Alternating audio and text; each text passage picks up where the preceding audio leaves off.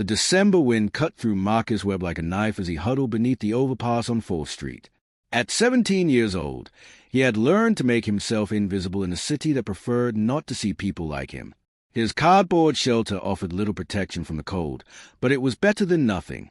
3 months had passed since his foster mother kicked him out, and each night felt colder than the last.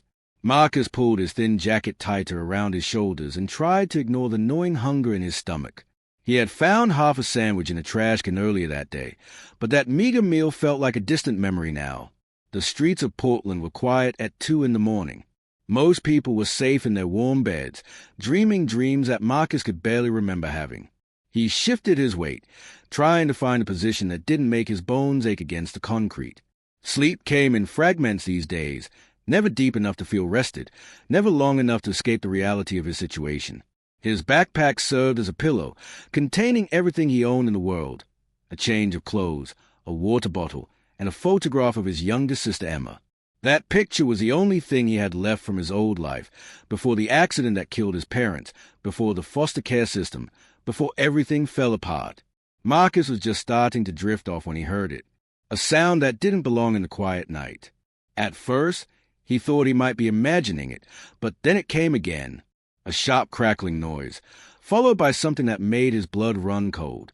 Screaming, a woman's voice, desperate and terrified, cutting through the darkness like a siren. He sat up immediately, his heart hammering in his chest. The sound was coming from the apartment building across the street, a 3-story structure that had seen better days.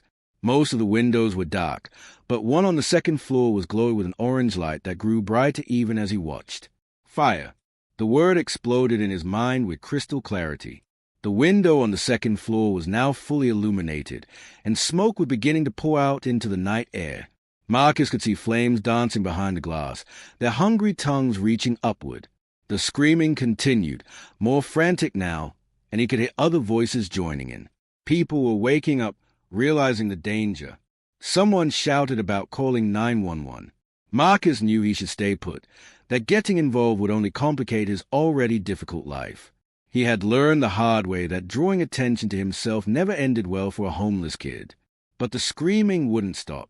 It burrowed into his skull, into his conscience, into the part of him that still remembered being a normal person with a normal life. He thought of Emma, wondered where she was now in whatever foster home had taken her in after they were separated.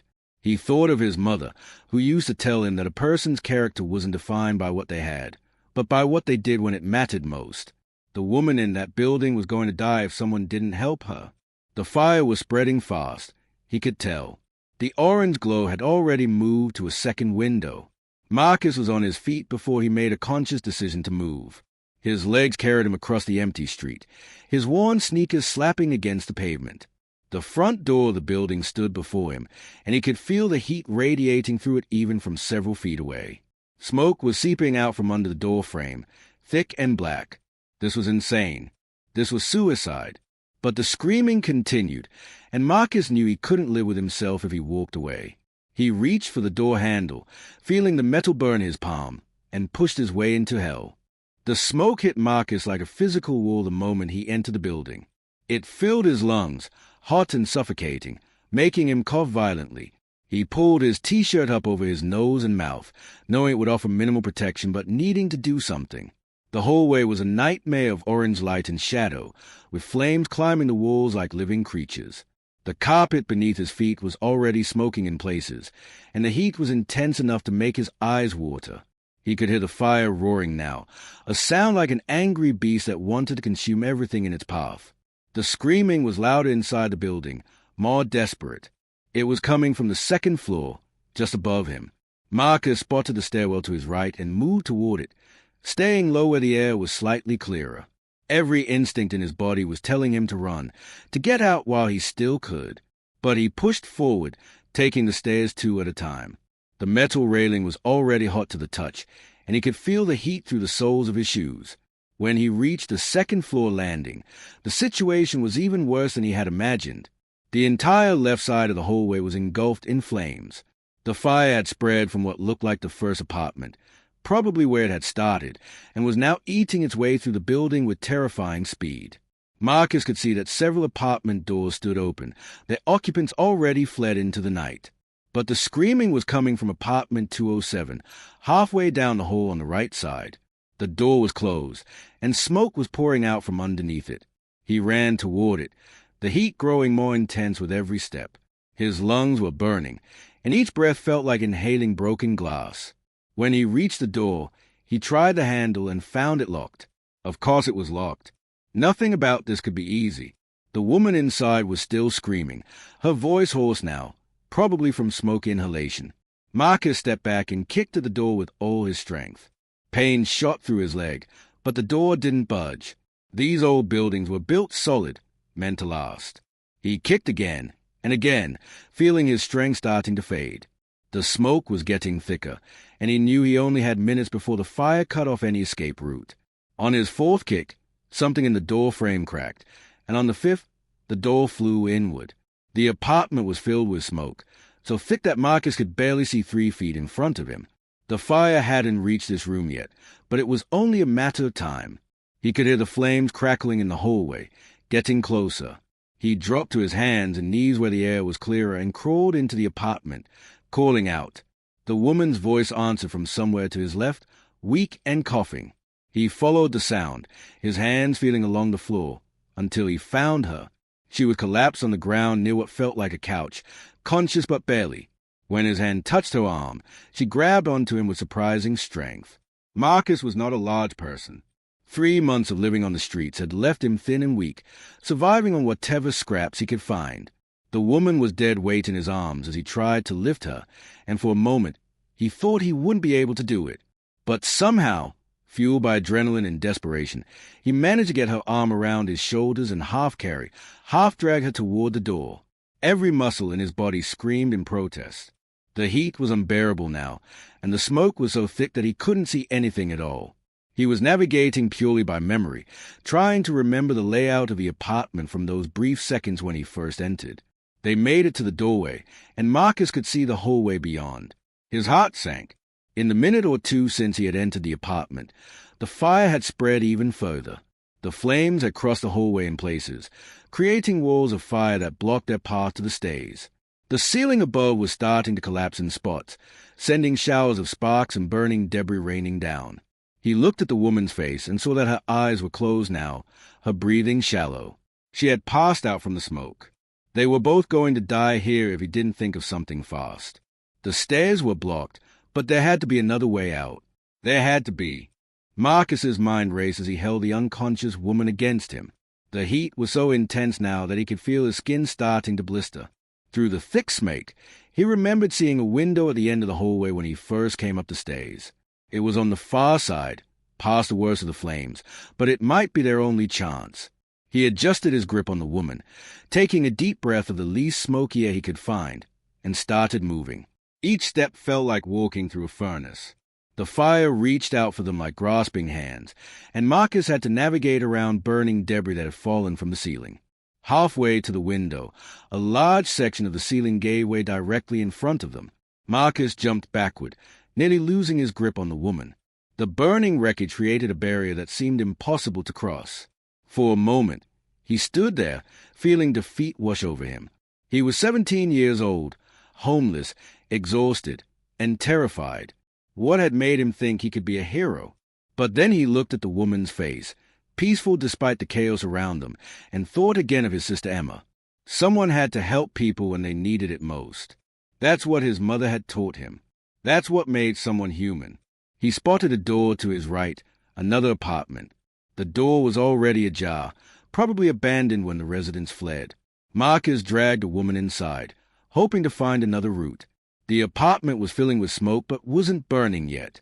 He moved through it quickly, finding his way to what he hoped was a window facing the back of the building. His lungs felt like they were on fire, and each breath was harder than the last. When he reached the bedroom, he saw it, a window, and below it, a fire escape. Thank God for old buildings and their safety regulations. Marcus laid the woman down as gently as he could and rushed to the window. It was stuck, painted shut probably years ago. He looked around frantically and grabbed a lamp from the bedside table, yanking the cord from the wall. Using the lamp base, he smashed the window. The glass shattered outward, and fresh air rushed in. It was the most beautiful thing Marcus had ever felt. He cleared away the remaining shards of glass as best he could, then went back for the woman. She was still breathing, but barely. He knew they had seconds, not minutes. Getting her through the window was the hardest thing Marcus had ever done. She was completely unconscious now, dead weight that he had to lift and maneuver through the narrow opening. His arms shook with exhaustion, and twice he nearly dropped her. But finally, he got her onto the fire escape. The metal platform was cold under his hands, a stark contrast to the inferno inside. He climbed out after her and started dragging her toward the ladder. Behind them, he could hear the fire breaking through into the apartment they had just left. They had made it out with seconds to spare. The descent down the fire escape was a blur of pain and determination. Marcus half-carried, half lowered the woman down the metal stays, his muscles screaming with every movement. When they reached the bottom, he found himself in an alley behind the building. The night air was cold and clean, and Marcus gulped it down greedily. He could hear sirens now, growing louder. The fire trucks were coming. He laid the woman down on the pavement and checked her breathing. She was alive, her chest rising and falling steadily now that she was away from the smoke. People were starting to gather, other residents who had escaped the building. Marcus could hear them talking, their voices excited and scared. Someone was saying that everyone had gotten out, that no one was missing. They didn't know about the woman in 207 because she lived alone, kept to herself. Marcus looked down at his hands and saw that they were boned, the skin red and starting to blister.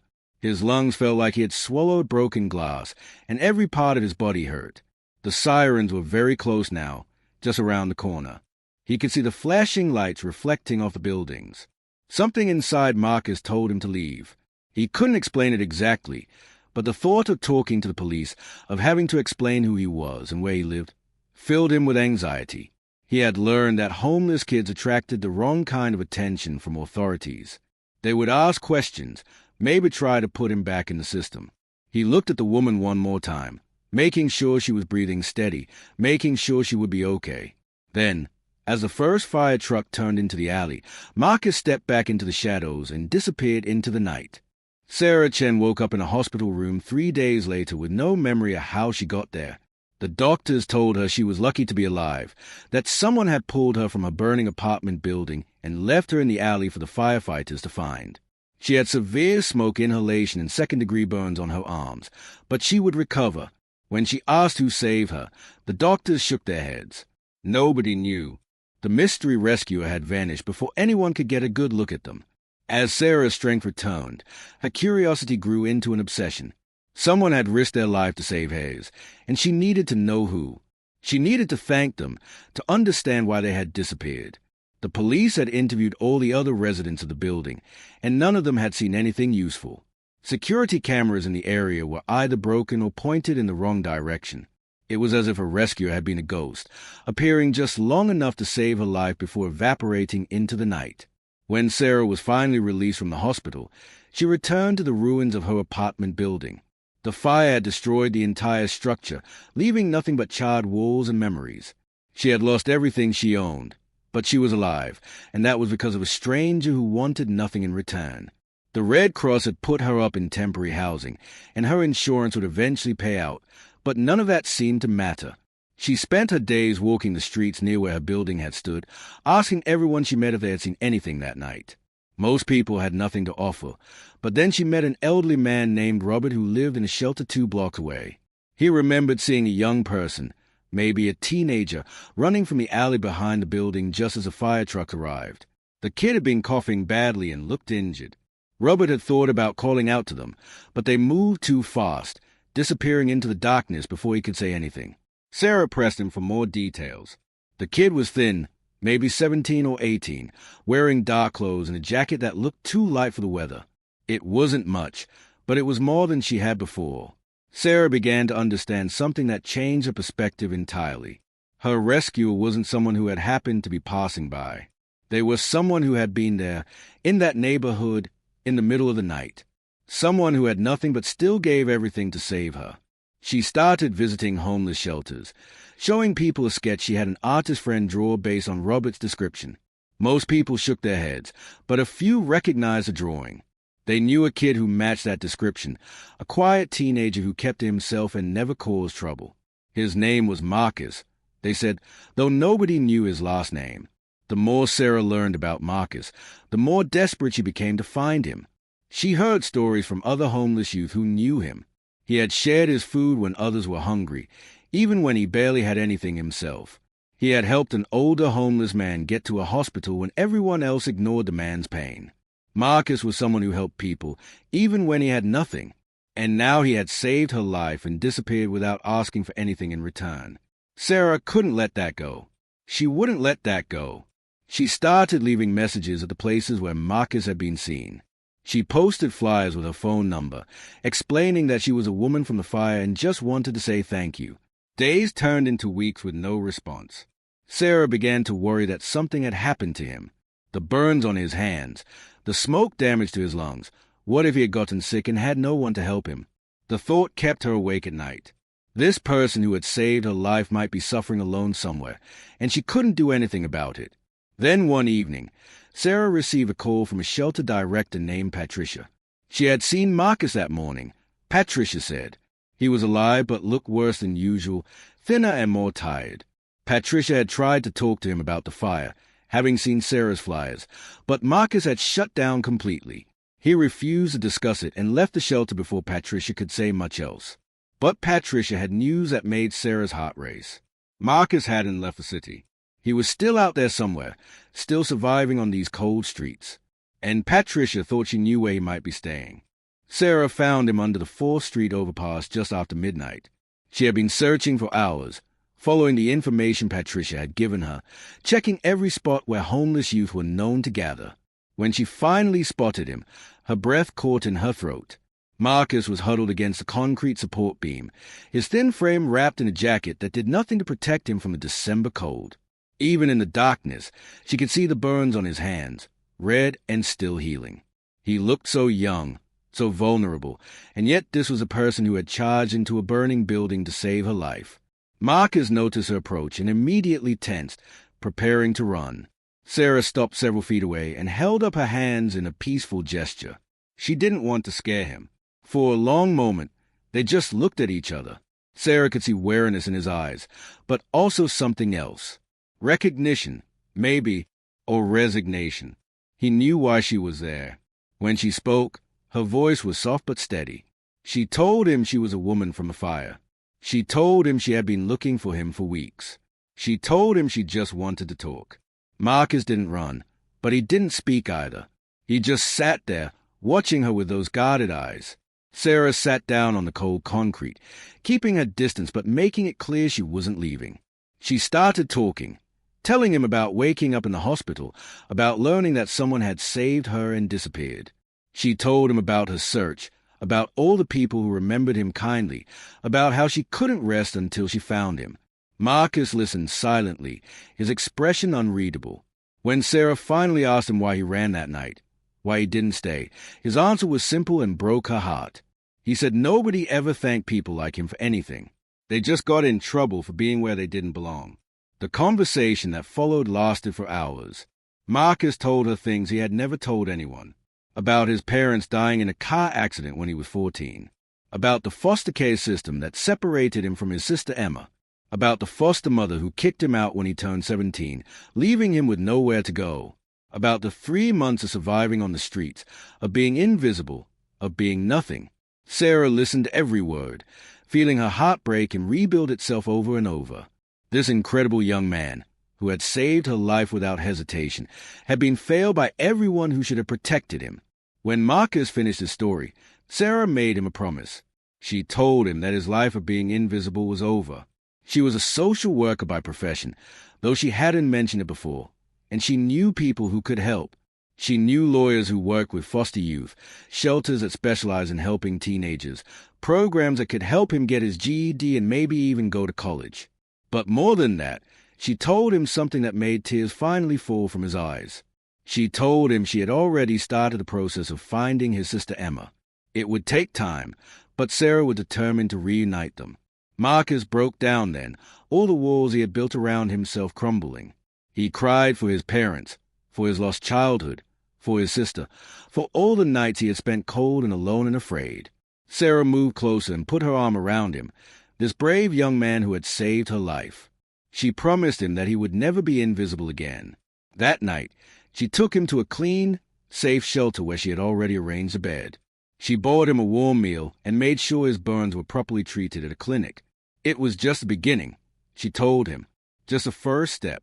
Over the following months, Sarah became the advocate Marcus had never had. She connected him with a pro bono attorney who helped him navigate the system.